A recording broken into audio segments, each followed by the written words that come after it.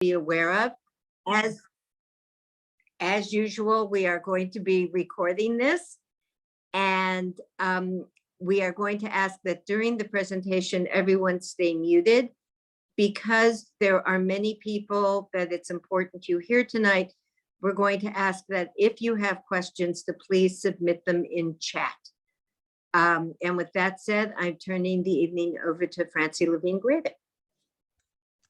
Thanks, Judy, and thanks for asking me to be part of this. I'm really touched to be part of what I hope is going to be a really informative evening, and thanks to all of you for being here with us.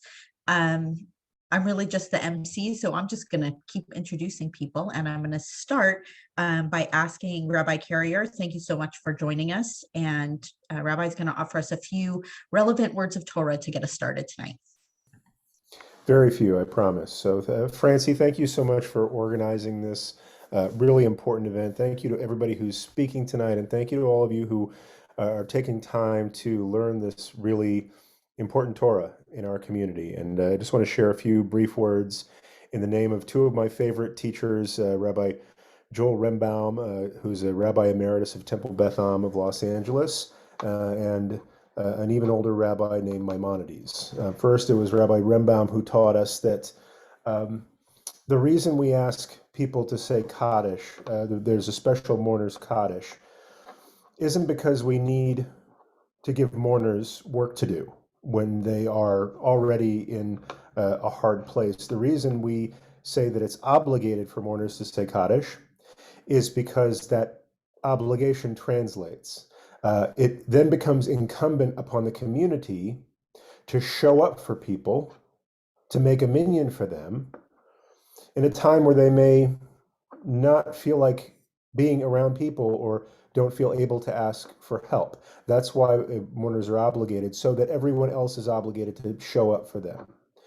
Likewise, Maimonides taught in the Mishnah Torah, in Hilchot Talmud Torah, he says, every member of the people of Israel is obligated to study Torah, whether one is rich or poor, physically able, or with a physical disability. These are the words of Maimonides. In the same way, I believe that this obligation is not there solely to bind the person who's rich or poor, able or different.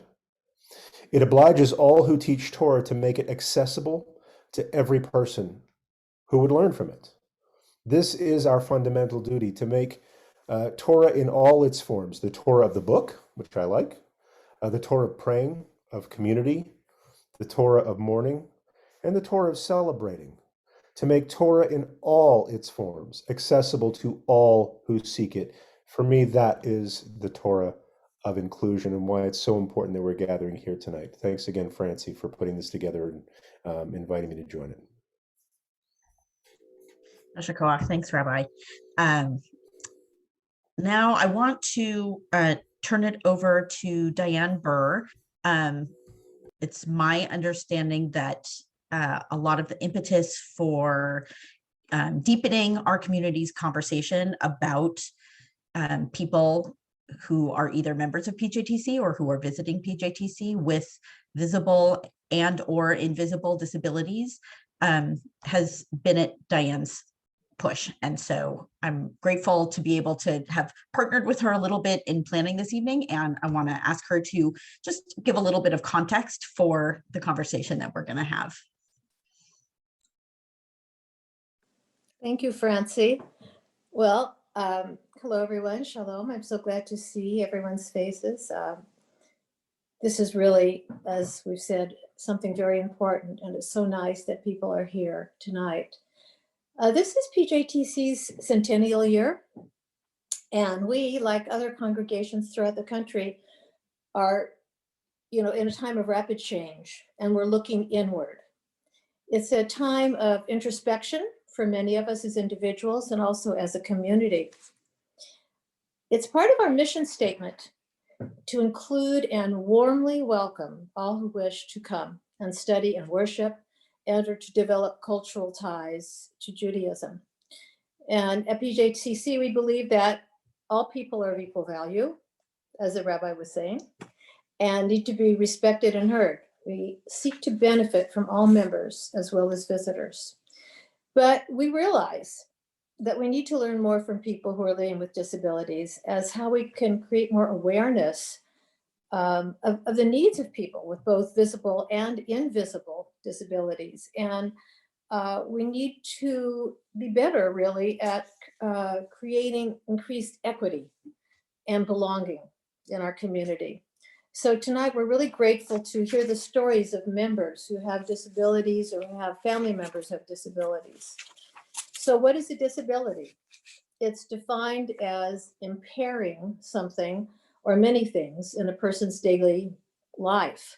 It can be temporary or it can be permanent. It can be acquired at birth or later in life. And some disabilities are very visible, others are not. In 2018, CDC had a report on disabilities that stated 1 in 4 adults, just adults, have a physical, sensory, cognitive, mental health, or other disability. 48% of people have family members with disabilities. That's really kind of amazing, isn't it?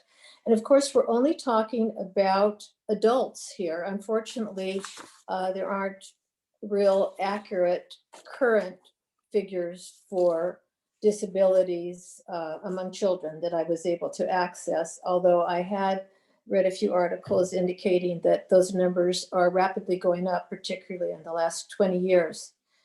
The pandemic has caused an increase in the number of people who have disabilities. The CDC tells us that of those adults who are hospitalized with COVID-19, 90% will have subsequent temporary or permanent disabilities. And of course, so much is unknown right now about whether they'll, be temporary or be permanent.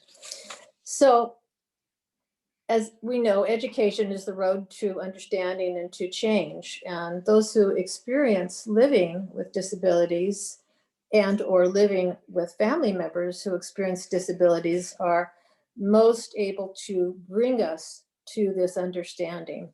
So I think I speak for the whole community when I say we are really grateful to have those individuals come forward tonight to share their stories. And from the bottom of my heart, I thank each and every one of you, as well as thanking all the many individuals who were very involved in making this evening happen. Great. Thank you so much, Diane. So now I am delighted to turn it over to our panelists. Let me tell you who's going to be speaking, and then I'll invite our first speaker.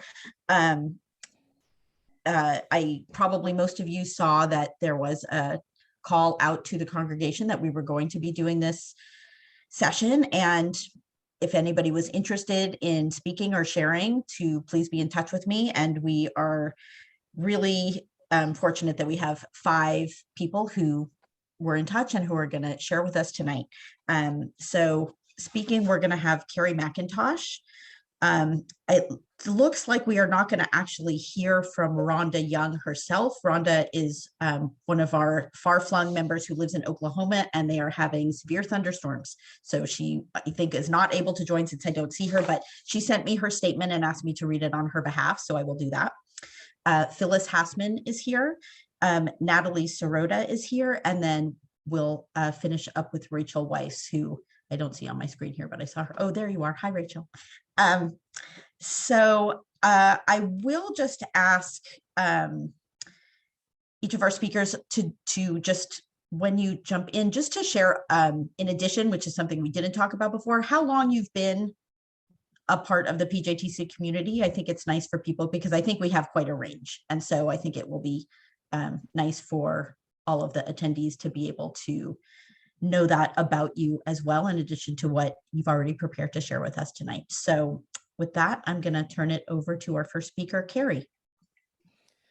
Thanks, Francie. I'm actually finding myself quite moved by just, even being here and seeing all the people who are here, and the fact that the shul is stepping up and doing this activity or event. My disability is not something that I normally like. I don't avoid talking about it, but it's not something that I usually wind up talking about very much, and certainly not in public. So I'm a little emotional, so just bear with me. But I really wanted to thank you for organizing this evening. I have been a member of PJTC for like 2 years, maybe. Started coming a little bit before that, but that's about it. Okay, bear with me. I'm going to read from a little document here. So if I'm not making eye contact, that's why. Okay, so my disability is a type of muscular dystrophy. It's specifically called facioscapulohumeral dystrophy. It's about 1 in 200,000 people in the United States, so it's quite rare. It is hereditary. My mother has it as well. It is a progressive disease, which means that I am getting weaker all the time, slowly but surely. I was diagnosed when I was about 13.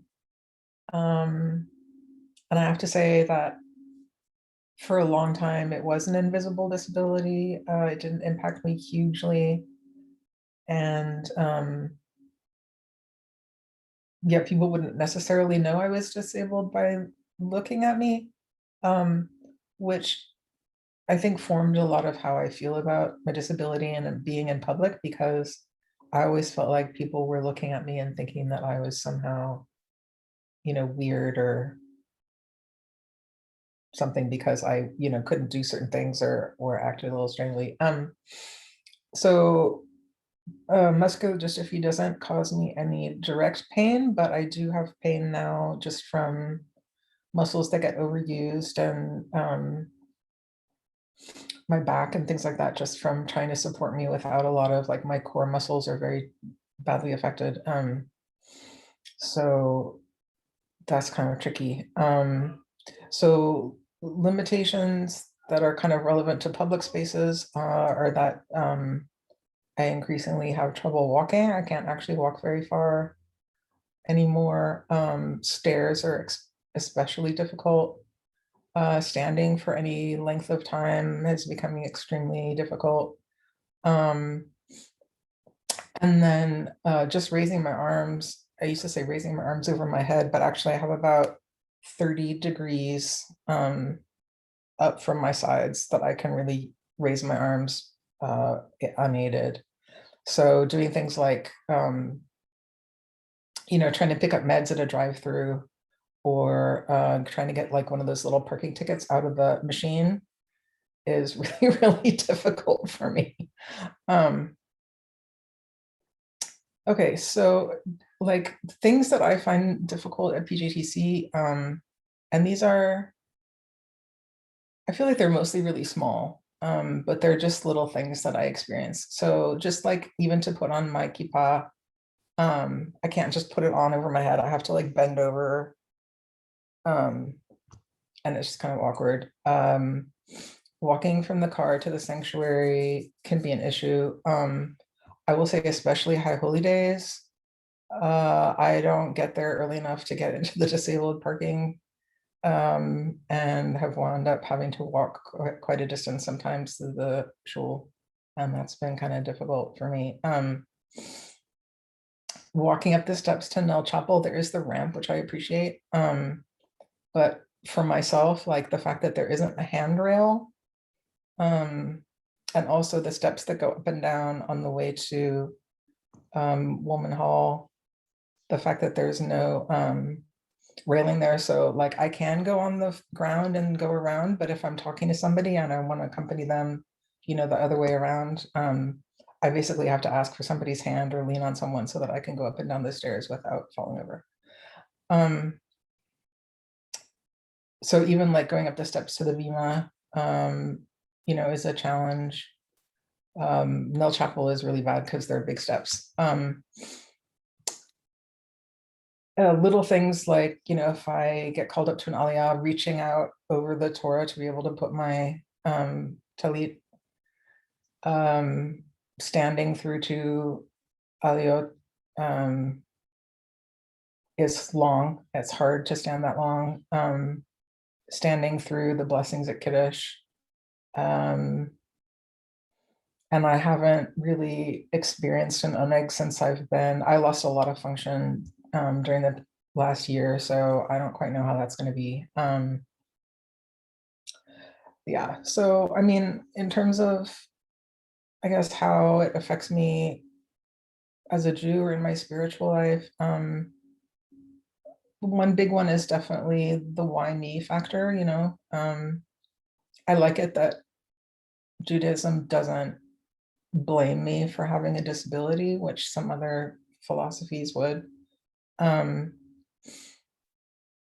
I like that I'm allowed to get mad at God, because sometimes I do get angry about it. A big one for me in the sanctuary is that I feel guilty if I don't stand up when I'm asked to rise, because like I technically can, but it's a pain, and it's especially a pain. There's something about the way the chairs are in the sanctuary, the way they lean back, that it's really difficult for me to stand up without either sticking my head into the person in front of me or like leaning. I don't know, it's just not very ergonomic for me. So I don't always stand up when we are invited to, and then I feel guilty when I'm not standing up. I do want to read Torah and Haftarah, but I have concerns about having to stand for a long time. And I mean, kind of in a spiritual way, I obviously can't say whether, you know, I'm more compassionate or anything, because I haven't lived without this disease, so I can't compare, but I do think that it makes me more empathetic, and I see myself more easily in, you know, other people of all conditions. I guess we were asked to talk about like misconceptions that people might have looking at me or us. And I think, you know, the biggest misconception is really on the part of me, because I didn't grow up as part of like a disability community or anything like that. And so, and for a long time, no one could see that I had these issues. And so I've always like projected it back onto myself that I'm somehow weird or different, or, you know, I can't do things that people expect me to be able to do. And so if I do something like walk out into the aisle, because I can't flip the talit around my head like people do, I have to just like throw it over and hope it lands and doesn't smack anybody behind me. So I walk out into the aisle to try to be like not dangerous. But you know, I feel like everybody can see me doing that and thinks that I'm really weird. And you know, in my head, I know that's not true, but that's like where I project a lot, you know, in front of other people. I'm gonna stop there. Carrie, thank you so much. You really set a beautiful tone for us being so open. So I really, really appreciate that. Thank you. Okay, so next we had Rhonda on our list. So I'm going to go ahead and Rhonda, am I right that you're not here? Okay, so I'm going to read Rhonda's statement that she sent to me via email. So this is Rhonda. First, I'd like to say how much I greatly appreciate PJTC for allowing me to join the temple and for giving me such a warm and loving welcome. It is like a dream come true to be so well received into a community I have longed to be a part of for so many years. I was very moved and inspired by Sophia Culver's bat mitzvah speech when she spoke about the inclusion of people with disabilities into Jewish life, and also was pleased to try and help when Francie asked if I'd like to participate in this project tonight. My little family is an autistic family. For us, it is genetic. My 2 adult children and myself have all been diagnosed with autism, which is a neurological developmental disorder and is a spectrum going from mild to severe. Mostly, it's an inability to understand and express social cues, and sometimes verbal usage that most neurotypical people have no trouble following. It is not a mental illness where the autistic person is dangerous or violent. Usually, autistic people are very docile, gentle, and kind. Sometimes they can experience what are called meltdowns, but these are due to a massive overload of stimuli that causes a lot of anxiety or fear. Where we may have trouble is in relating to other people and having other people understand us. Autistic people don't mean to come off as being selfish or arrogant or pushy or braggish. We get caught up in our own worlds, in our heads, and have trouble realizing that people outside ourselves don't live in our minds and can't always see things the way we do. Explaining what we mean doesn't come easy, and we are often misunderstood. I struggle to search for the right words and invariably will use those I think are right, but don't really convey the meaning or point I'm trying to make, which can confuse or even anger the person I'm talking with. It is never my intention to be mean or hurtful to anyone, but sometimes I hurt another's feelings without realizing it at the time. I usually figure it out only afterward, when the person becomes cold or distant toward me. This happens so often to autistic people that we are constantly apologizing for everything. We are most often a bit immature for our ages. Even as adults, we still enjoy many of the same interests that we did when we were children, finding comfort in the familiar. We do best with routine, which is why I love the temple services. Usually the exact same prayers and songs are done every Sabbath. Some autistic people use various physical gestures, actions, or noises that help ease a person's anxiety or may even express excitement or joy, like humming, rocking, flapping their hands, or laughing. Other people shouldn't think that this is weird or strange. It really isn't much different from a person who might bite on their lip when concentrating, tap a pencil on a desk when working on a math problem, or woo-hooing with excitement at a ball game. Autistic people just might do these things more often. Autistic people are just like anyone else. They desire to be included in what's going on around them and in having friends. We just approach those things differently. I like being involved in group things, but I may not participate as fully as others might like. I like the company, but maybe not the full activeness. I do not like to drive and did not get a driver's license until I was 31 years old. I am not comfortable speaking on a phone, and I don't do chit-chat very well. I graduated from college with honors and am certified to be an English teacher, but I can't focus on more than one thing at a time, and a teacher has to be able to do that. I had many meltdowns when it came to trying to work in that capacity. I don't like it at all. It's funny that a lot of autistic people who have social difficulties seem to want to have social type occupations when we'd really probably do best in more solitary work. We also tend to talk a lot or too much. Some autistic people never talk at all and need technological devices to talk for them. Anyway, I hope I haven't gone on too long. She hasn't. And I, as always, apologize if I have. If you have any questions, I'd be happy to answer them if I can. Thank you for your time. P.S. I forgot to add that autistic people can be hyper aware of sounds, sights, smells, tastes, and physical touches that can cause them much discomfort, fear, or even pain. So that is from Rhonda in Oklahoma, hopefully safe and sound from thunderstorms. And with that, I would like to turn it over to a longtime member that some of you, I'm sure, know, Phyllis Hassman. Thanks, Phyllis. Those are hard acts to follow, but if you people are listening, you can see a lot of parallels here.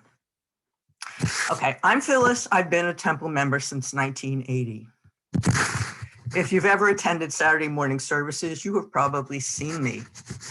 I chose to speak tonight because I am disabled by bipolar illness, and I have been hiding in plain sight. I'm not an important person in this community. I'm not able to contribute vast sums of money. I am not able to become a big macher because of my illness. I have sporadically read Torah to try and elevate my status, but it has been to no avail. I've actually announced in Shul that I feel like an invisible person there. the attending synagogue support group has died off. And I have been seriously considering if I even want to go back in person. So this opportunity to speak has come at a good time for me. Online participation is and more, but saying Kaddish to a computer screen does not feel appropriate. I've been diagnosed with rapidly cycling bipolar disorder, but I spend most of my life in a debilitating clinical depression. This means that I am not able to regularly shower every day because I do not always have the energy to take my clothes off. It means I have to wait until I get some energy to pay the bills and go to the supermarket. It means I have trouble concentrating on normal things like reading or watching TV. I rarely go out, so COVID isolation has not been a problem for me. The rapidly cycling portion of this means that mood swings, for me, crying spells and serious depression, can be triggered easily. Highs can be easily triggered too, but these are usually not extreme. When I go to shul on Saturdays, I try to sit back in the back by myself because I'm very uncomfortable when there are a lot of people around me. I actually try and avoid high holiday services if I can come up with a good excuse not to go because they're too crowded and the premise is beyond my capability. I have to accomplish a number of things just to show up at shul, like get out of bed, get dressed, eat breakfast, and drive 13 miles that are mostly on the freeway. I'm able to do all these things and not always make it to shul. When I actually get there, I feel a sense of accomplishment, but that often fades into deep depression as the service progresses because my energy level dissipates and I'm often unable to become engaged in the service. I have on occasion actually had to leave the room because I started crying and couldn't stop. Why do I go to shul? My reasons are more social than spiritual because my main concern in life is mustering up enough energy to function each day. This does not leave me the wherewithal to think about a relationship with God. I go to shul on Saturdays for several reasons. I like being in a room full of familiar looking Jews, even if I do not know all their names. I like it when I get temporarily pulled out of my lethargy and depression with an aliyah. I like having the opportunity to eat food that does not come out of my microwave. And most importantly, I like the opportunity to feel that I am valued by people who want to hang out with me and talk to me. On more than one occasion, my after services experience has been a major bummer. I try to be near the front of the food. I'm very uncomfortable standing in crowds of people who are more interested in talking to their friends than in moving forward. I have often had to eat alone because no one joined me at the empty table I was sitting at. I have also had to endure the humiliation of being totally ignored by tribal B'nai Mitzvah mothers who saw an empty table but never acknowledged my presence or even looked in my direction. On my better days, when I have some energy, I am able to ask familiar looking people if I can join them. But when I'm depressed, it is impossible to do this. However, just sitting at a table full of people that I have seen before does not guarantee a positive experience either if I feel I'm totally out. I had an experience one Saturday in which a woman at the table, who I did not know personally, was going on and on about a committee she was on. I could not relate to or even follow whatever she was talking about, and I got seriously depressed. It was apparently obvious that something was wrong because once she stopped talking, she asked me if she had said something that offended me. I think I mumbled something about having tuned out, which was the best explanation I could come up with at the time, but it was not a good one. My moods are inconsistent, so I know I come across as strange. But I do not go around advertising that I am mentally ill and living with a serious disability because people do not understand it and do not want to hear it. When people take the time to talk to me, they learn that I am a very interesting and accomplished person despite my limited functionality. I need to feel valued at shul. And if I am in a place where I am unable to initiate conversation, I need people to reach out to me. Because once I get started talking, my mood improves. I need to feel that my experience there was positive. I do not need to drive home in heavy freeway traffic with tears in my eyes. I attend services because I seek a connection to a safe community, but other people do too, so I am often not their first choice. I volunteered to speak tonight because I have nothing to lose, assuming the future contains a streaming option, and everything to gain. I hope I have been able to convincingly make my points. Thank you. Phyllis, thank you so much. It was really valuable to hear that perspective. Thank you. Now I'm going to turn it over to another far-flung new member to our community, Natalie Sirota.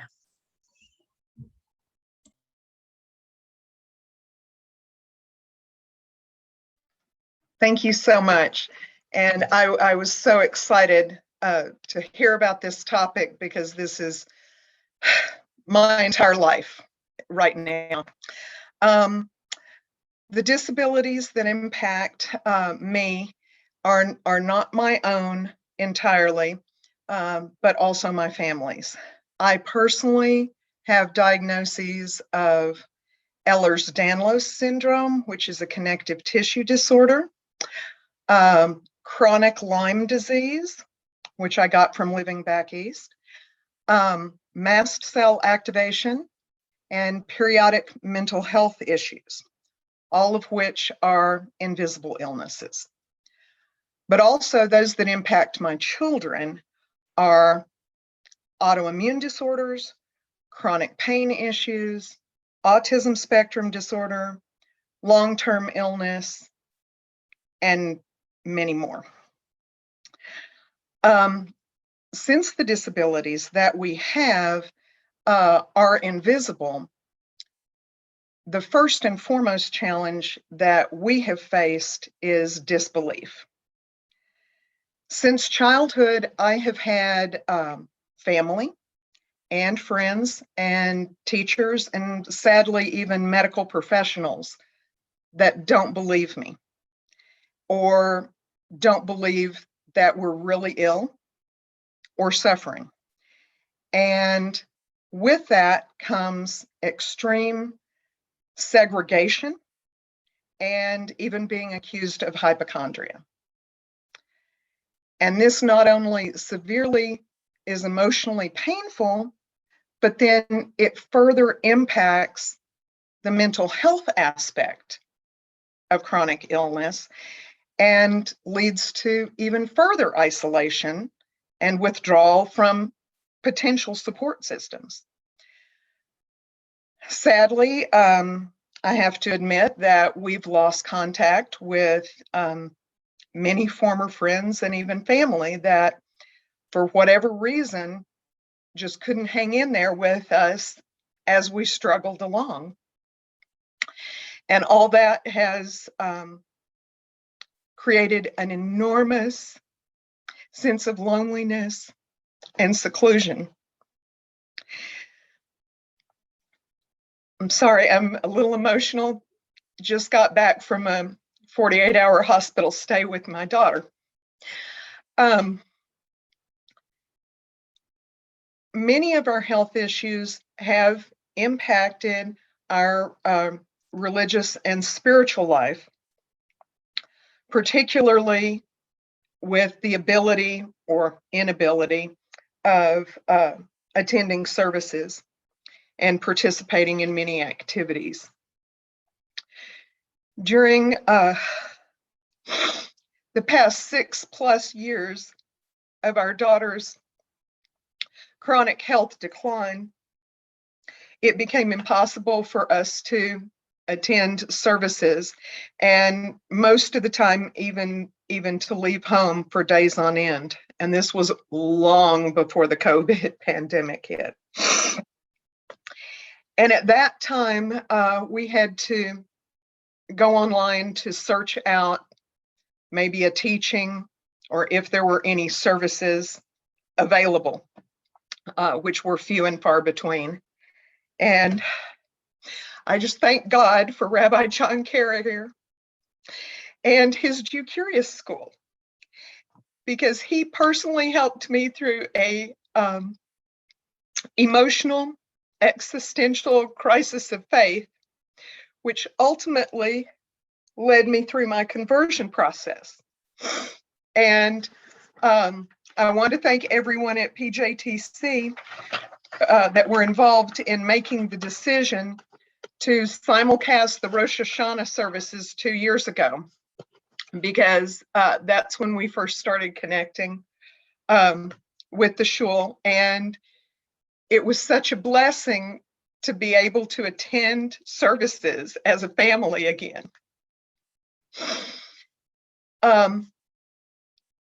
One of the things that most people don't know is that we have these illnesses because they are primarily invisible, and people tend to expect more from us than we can provide.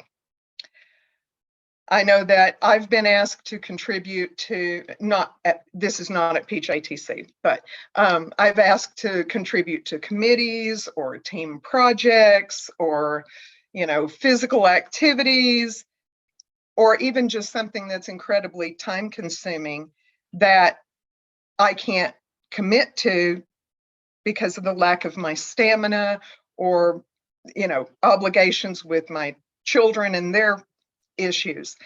And most of the time that is seen as an excuse. And unfortunately, my children have been unable to participate in things at school activities, or long-term commitments and events. And I have even had teachers and administrators question not only their motivation or interest in an activity, but they've even asked me, "Are you sure your kids aren't faking it?" And that too causes me to withdraw from whatever community that is, because even if I try to explain it, it seems like I'm trying to justify what's going on. So it has just been more isolating than anything else. And as far as what I see that PJTC can do is keep doing what you're doing. It's been so wonderful to have the online access to all the functions, from B'nai Mitzvah to the social halls, and just everything. We can be so much more connected in this community than, frankly, we have in physical communities in the past. And I just want to thank you for educating the community. Rabbi John, again, you are teaching kindness and compassion, and all of the sisterhood and the men's group and the social hall are just offering so much opportunities for support. We've just been so blessed by the outreach from our new PJTC family, that even though we're remote and virtual members, we just feel like we have opportunities and can be part of a community again. And it's a non-judgmental community. And I feel that we're accepted for who we are and where we are. And it offers so much ability for us to not feel defined by our disabilities. And I just want to thank you from the bottom of my heart, and on behalf of my family. Thank you so much. Natalie, thank you so much. That was really beautiful, and I hope your daughter is doing better.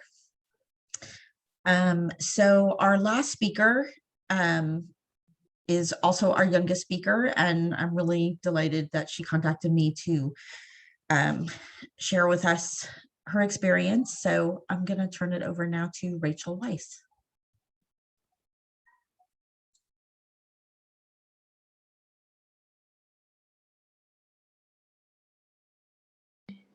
Okay, hi, can you hear me now? Okay, sorry. Hi, my name is Rachel. as Francie said, you wanted me to give a little bit of a background. I've been a part of PJTC. Well, let's see, I'm almost 30. In July, I'll be 30. So I think I started PJTC either in kindergarten or in pre-K. So basically my entire life, really. Like I did, why am I forgetting what it's called? B'nai Simcha for my preschool years. And then I don't know when I transitioned to PJTC exactly, but around pre-K. Anyways, okay, I'm gonna start. Okay, okay. All right, so I was diagnosed with autism spectrum disorder with no intellectual impairment, persistent depressive disorder, and anxiety in 2015 at age 24. I've always known I was different from others, but couldn't really figure out why, and never saw it as a problem. I was always really determined to be at the same level as my peers. Despite my resolve, I struggled with social cues, nonverbal communication, jokes, teasing, and engaging in social interaction. To most people, I appeared to be a shy girl, but the reality is I refused to talk unless it was on my terms and I felt comfortable enough to say something. Most of the time, I purposely chose to not speak out of fear that people would make fun of me and my struggle to speak my thoughts. Or it was just easier for me to not say anything so as to mask my social struggles. I've always had an intense obsession with my interests and didn't understand why other people didn't have the same intense interest in those topics. These interests, as well as my other autistic traits, led to more depressive thoughts due to struggling to socialize, and I started becoming anxious more regularly. I also obsessed with how to fix my social struggles through fashion, reducing the frizz from my hair, and looking up to individuals who could socialize very well. Additionally, I live in my head and sometimes prefer the world I create over the real world. As an adult, I've become more depressed and anxious regarding life. Others I know from my Hebrew school class have gotten married and have had babies, and I'm still figuring out how to live my life on a daily basis. Dating has been incredibly challenging due to my inability to verbalize my intentions and read nonverbal social cues. My disability is invisible, and most people have absolutely no clue what I go through every day. When I got my diagnosis, it was incredibly challenging because Asperger's syndrome no longer existed in the DSM-5 and is now included in the autism spectrum disorder.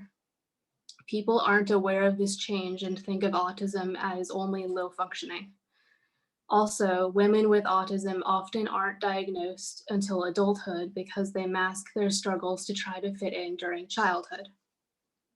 When I was diagnosed, I reached out to several people from the Jewish community at PJTC, from which I grew up from, to see if they remembered anything that I did that could have been autistic behavior. Unfortunately, everyone I spoke to said they didn't remember any sign of autism from me, and a few even questioned my diagnosis. And I knew that they were being genuine later, but in the moment, those reactions made me feel even worse about life and society because I couldn't even get solace from others regarding my diagnosis and felt like I had to struggle in silence. I honestly haven't felt connected to my Jewish identity since I was diagnosed. I don't attend many Jewish social outings. I do, however, participate in some non-Jewish social activities. I ride horses and volunteer at a therapeutic riding center in Chatsworth and Thousand Oaks called Ride On. But in regards to Jewish-related social events, I only attend if it's a special occasion. I'm interested in learning more about God and Judaism, but am a little scared of new situations and having to interact with people and express my thoughts at the same time. I'm often overwhelmed and overstimulated by how many things happen all at once in a single social outing. Change in routine is hard for me. Even when I attend PJTC events, I find it challenging that most congregants know my parents, Jonathan and Sarah Weiss, my sister Erin, and my brother Alex, but don't really know me. It makes me uncomfortable and feel like I should be more involved. Having an invisible disability does impact my Jewish identity. I've prayed to God quite often in my life regarding the effects of my disability, but I struggle to see God as a Jewish God. I think because I'm not as involved at Temple as I used to be, that God just seems like God, not really having to do with Judaism. Also, what I learned in Hebrew school did not prepare me spiritually for a late diagnosis, even though I passionately studied for my bat mitzvah and learned about all the different Jewish holidays. Looking back, it would have been beneficial if Hebrew school had had some focus on developing a strong sense of self as a Jewish person, so that individuals are more able to practice Tikkun Olam and help others. In fact, if it weren't for therapy, I wouldn't be as effective at volunteering at Ride On, the Therapeutic Riding Center. Having a positive, healthy relationship with yourself is, in my opinion, very important.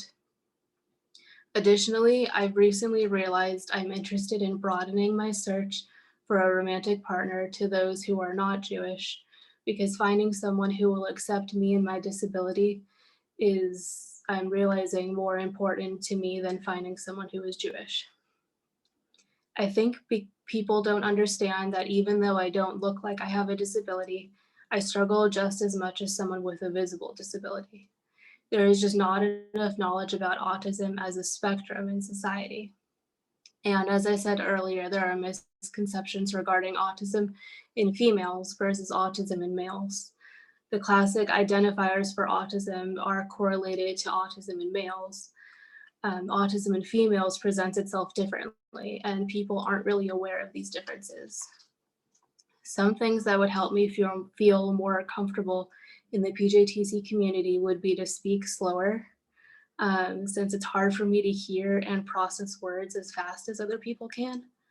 I would appreciate it if people didn't tell jokes in greetings or in small talk, because it takes me longer than most people to process the joke, and I can be humorless. Another suggestion is to not touch arms or shoulders in a greeting. I find it makes me uncomfortable and anxious. I'm a people pleaser, so it would be helpful to not ask personal questions or push me to attend an event, as I often say yes when I really don't want to. I would love to learn more about Judaism, but at the same time, don't want to be pressured into going to classes or studies all the time. Also, I may not make direct eye contact through an entire conversation, because I find I can listen better when not looking directly in someone's eyes. And it's less intense for me since I process every detail of a social outing in equal intensity. Therefore, when I do this, I am not ignoring the person speaking. Okay, thanks so much for listening to my story. I'm so happy that I am a part of the discussion on invisible disability inclusiveness, and look forward to doing more PJTC events in the future. Thanks. Rachel, that was perfect. Thank you so much. Thanks. All of our speakers were really perfect, because you just all really spoke from the heart. And I think that that's exactly what the individuals who are here tonight and the community as a whole really is going to benefit the most from. So just, again, I really can't thank you each enough for taking the time to come forward and share some very personal stories, and to prepare and think about what you wanted to do tonight, and to make the effort to be here tonight. Thank you so, so much. So I know that Diane has already given me the heads up that her iPad's about to die. So I want to ask Diane to just bring our session to a close, because I don't see any questions in the chat. I guess if there were any questions, if you'd like to type them into the chat, then maybe we can get to a few. But I do want to invite Diane to just talk a little bit about now what after this social hall.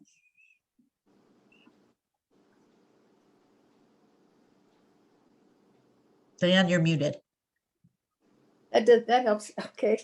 Thank you all. I'm very moved by the honesty and openness that each of you express, and I thank you so very much. I think that what I learned more than anything else is how important it is for all of us not to make judgments based on what we see, someone's appearance, their behavior, their responses, how someone reacts may not be what you would expect, but it doesn't mean that you can make a judgment based on that. You know, it's so important for us to understand how each of us is so unique, and that uniqueness so important. So I'm just very grateful for people who express themselves from their heart. It's so important. A lot of us will be thinking about what we heard tonight, and you know, as we in the next few days absorb this, you know, thoughts may arise as how we can further learn as a community, how we can correct the inequities perhaps that we didn't even know existed. I think for many of us, we did not realize how difficult perhaps as a community we might have made for people to come in who have some of these needs. It's part of our core values as Jews to celebrate each individual in our midst. And we know that this is important to ensure a vibrant community, that everyone is comfortable in the sense of belonging. So, you know, we're in our centennial year, as I mentioned before, and I think this is really an appropriate time for us to identify these areas for transformation and growth. So I would just encourage everyone who's here to talk with their friends, especially to people who weren't here tonight, and talk about what is it that we can do for each other to make all of us feel that we belong. Let us talk also to our clergy, express our opinions to our board members as well at Jabril, and talk about how we can work together to create better understanding, greater inclusion, equity, and belonging. I think that these conversations need to continue, and I applaud that the people who spoke tonight have put themselves really in a leadership position. They are these individuals who are experiencing these issues, and they are the ones, they have the expertise. We need to have this information for our community to move forward and to enrich our community by their presence, by the presence of all of us treating each other with respect and with dignity in our uniqueness. I had to say that real fast before my battery went out. So, sorry. Thanks, Diane. So fast. And I'll just add that it's my understanding that there is, I haven't been part of it before putting this session together, but this has been a conversation among some of the Diane and some of the synagogue leaders, and that I'm anticipating is going to be an ongoing conversation to think about, you know, concrete next steps. Yes, we have had some contact with a group called Respectability, which I know that you're aware of, Francie, and we may be able to work with them. It's a group that works to destigmatize disabilities and to promote the dignity of each individual, and they are working specifically now with the Jewish community. So we'll more of that as we know more. Great. So with that, I think our final item for the evening is going to be a few closing words from Rabbi Carrier. Thank you, Rabbi. Thank you, Francie, and thanks for putting this together, and everybody who organized this, Judy for keeping these things going, and really I'm most grateful for the openness and the honesty of the people who shared tonight. I've been taking notes because I think we are. I don't want to spoil anything, but we are working toward opening our campus back up for in-person attendance. And if we don't take advantage of this opportunity to make it really welcoming in the ways that it's been disappointing to people so far, and take all these considerations into account, then we really have missed an opportunity. And so as we're planning on reopening, it's high time to make our physical space more accessible. And then the last thing I'll say is that when we went online about 15 months ago, it was to save lives, and that was our motivation. Pikuach Nefesh. We closed the physical space so that we could keep the community safe, and that's really all we were thinking about at the time. What we've learned over the course of this last year is what a mahaya it's been for the accessibility of people's experience, and that we've been able to include people in our services that we were never able to include before, or include people better than they were served before. And so that's why it's my, even though we're opening up again in the three-dimensional world, I hope we never turn the cameras off, because it would be a shame, I think, having had this learning on inclusivity, to let that go. So thanks again for putting this together. Thank you, everybody, for your openness. I've learned so much, and you're all a blessing to this community.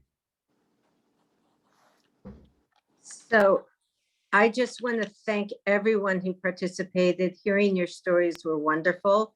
And I want to reiterate that this is just the beginning of a conversation. We hope it will continue. We hope to make change.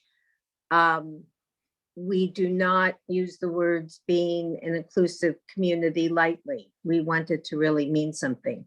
So thank you all for sharing with us tonight. Again, I'm going to remind people that next week you can hear Roxana Hanowitz talk about her experiences having just returned from Israel, where she has made Aliyah. And as usual, I am going, and then if you're interested in hiking, please join us at 8:30 Sunday morning on the top of Lake Avenue, and we will head out from there. We hike, I've been told the hiking, it is for people of all ages, but it is a real hike. So come prepared to walk. As usual, I am going to unmute everyone now, or ask you to unmute if you wish. And we are going to keep everything open, and you can just chat. I mean, this is the social house, so feel free to be social. And again, thank you to everyone who participated tonight, to Diane Burr, who brought this to our attention, and to Francie for moderating. Thank you. Thank you all so much. Thank Thanks, you. Natalie. Really, really wonderful. We learned a lot tonight. So thank you for your openness, all of you. Thanks. Thank you. So very much, Natalie and Dorian, everyone. how are you doing in Colorado? Are you okay there? Yes, we're doing well. Thank you. We're looking forward to being at PJTC in person in the end of July, when we come out for our Beit Danim and Mikvaot. Oh, wonderful. Mazel tov. It will be wonderful to see you in person. Thank you, everybody, for sharing so much. You really opened our eyes, our hearts deeply. Thank you for listening. Yeah, thanks for listening. Thank you, everybody. I'm down to 1% of my battery, so I'm going to say goodnight. Night, Diane. It's not charging, but okay. Good evening, everyone. Bye. very much. Good night. Thank Bye, you, Burl. everyone. Francie, thanks for setting this up. It was my pleasure. I was appreciated being asked. Tell Josh to practice his pickleball so he can play my daughter. He's signed up for, my husband has become obsessed with pickleball. I don't know if any of you know that sport. He's doing a tournament on Father's Day. Ah, He won? Good night, Rabbi. Oh, Father's Day, right, okay. We'll come and Yeah, we'll come and cheer or Oh, I'm not going to cheer. make fun. No, I'll make fun of him. Oh, there you go. That sounds more interesting.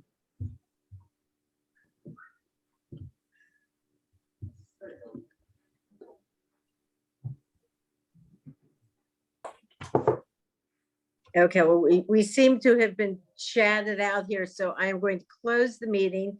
Jan, we're looking forward to hearing from your granddaughter next week. Thank you. And again, Rachel, Fran- thank you so much. Yes, Rachel, thank you so Yeah, much. For you're welcome. Good night. I wasn't sure when I should leave. Yeah, No, anytime you you want. Anytime you want. And Anytime. Francie, actually, I'm going to end it. Francie, thank you. Okay, all right then. All right. Now, Okay. goodbye, Bye. everybody. Bye.